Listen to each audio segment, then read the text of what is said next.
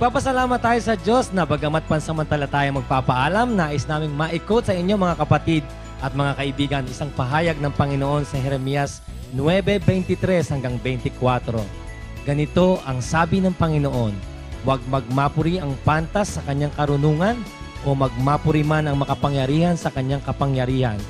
Huwag magmapuri ang mayaman sa kanyang kayamanan, kundi magmapuri sa ganito ang lumuluwalhati na kanyang nauunawa at kanyang nakikilala ako na ako ang Panginoon na nagsasagawa sa lupa ng kagandahang loob, kahatulan at katwiran, sapagkat sa mga bagay na ito ay nalulugod ako, sabi ng Panginoon.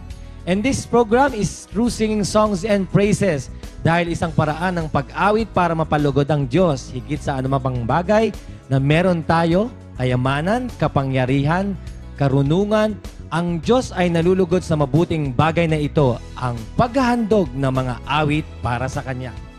Patuloy niyong panoorin ang Songs and Praises from 12:15 to 1:15 a.m. Lunes hanggang Biyernes dito sa Pilipinas, dito sa Top Channel, Channel 10 ng Dream Satellite.